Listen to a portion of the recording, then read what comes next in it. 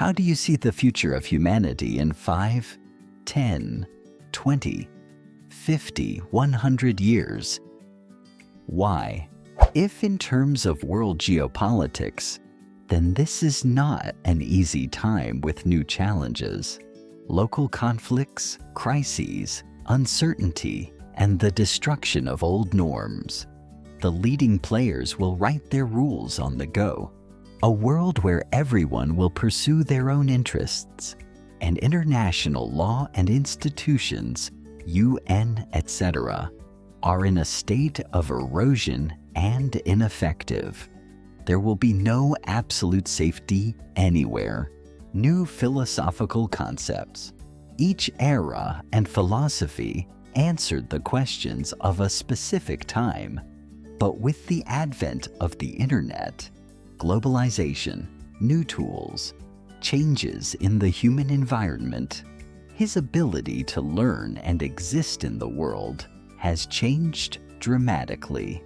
Now society is facing a fundamental change: excess and access to information. A time when narratives collide in real time.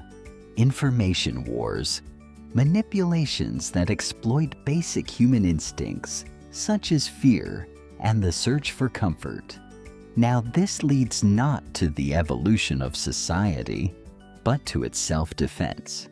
People defend their narratives, avoid news and information, or look for a more convenient picture, a narrative, looking for those who will give them comfort and certainty. Possible options: increased polarization and protection, war of narratives, increased control over information, the state and corporations, or evolution and radical change in society, unlikely.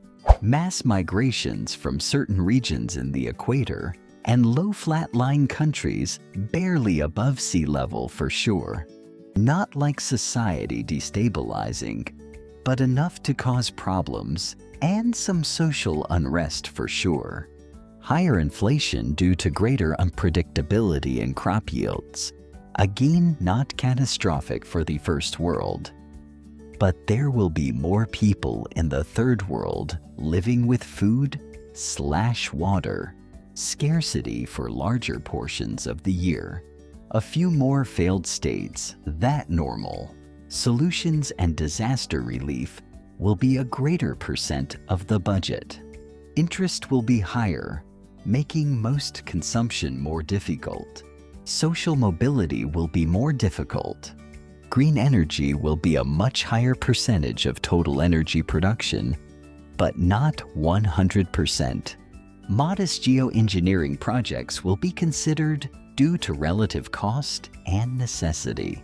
I imagine people will continue to think up ways to use CO2 or carbon from carbon capture projects, which will be necessary to get to neutral, and ideally, they'll get the cost economics of it down a bit, considering how intensive the potential is for CO2 extraction relative to the land footprint. A CO2 capture facility can accomplish what hectares of forest can in a year. We get our shit together and realize that we need to do better by the environment and each other if we're going to survive. People are living in climate-resilient homes.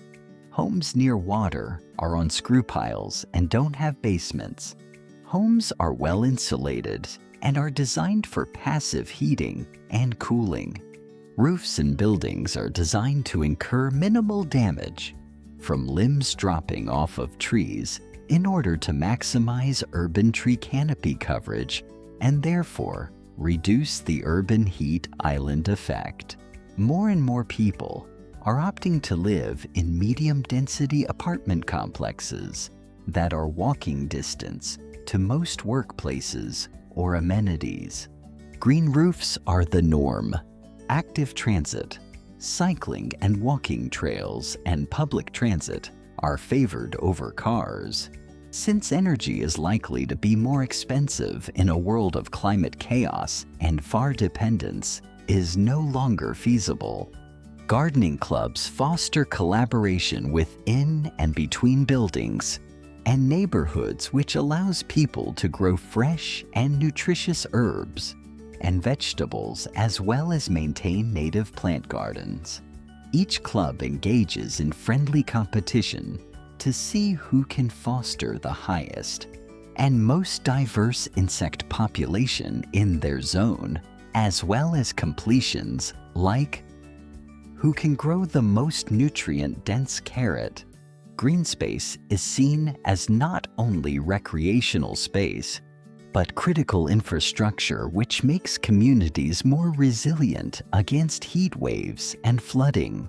Because of technological advances, people have to work fewer hours, volunteering, coaching kids' sports teams, and learning about the natural world and how to steward it.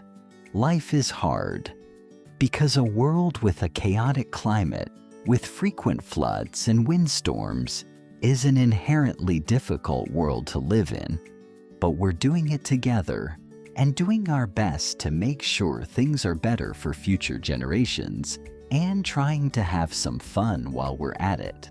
In that time frame, I think the most prominent challenges will be social and political in nature.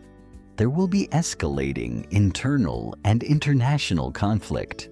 It's already occurring and will just escalate up to and including actual declared wars, civil wars, and armed rebellions, and attempted revolutions and coups.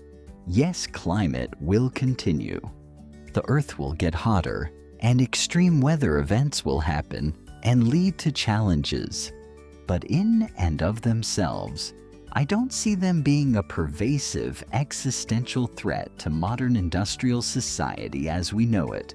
I think they will make it clear what the trajectory is, and then nations and people groups will react accordingly, leading to the more direct conflict and challenges. I believe that although things will get bad, humans will not go extinct somewhere maybe underground. We will live alongside rats and roaches. What makes me sad is losing other species forever. Imagine showing your grandkids videos of polar bears, rhinos, elephants, tigers, whales, and telling them how all these animals were once abundant. Maybe this is more like 100 years out, but coming for sure. Humans will need to rely on genetic engineering to maintain animals in captivity where inbreeding is inevitable, and food might be so scarce that the larger species can't be saved. I think this will be an extinction event, not just because of the heat and degrading agriculture, but so many people will be forced into small pockets of lands where some food can be produced and clean water accessed. Maybe not 20 to 50 years, but as it seems now, this is accelerating, and things can be very bad easily. Just imagine a constant 40 to 45 Celsius day and night for months. Who can survive that? IDK. But I think you will see wealthy white folks create new Hyperborean countries in the Arctic. I'd also expect to see the development of arcologies or pseudo-arcologies, massive buildings that have most of humans living, employment and entertainment needs in areas that are otherwise uninhabited. There was also a plan years ago to convert massive outdated mines into bunker complexes for tens of thousands of people.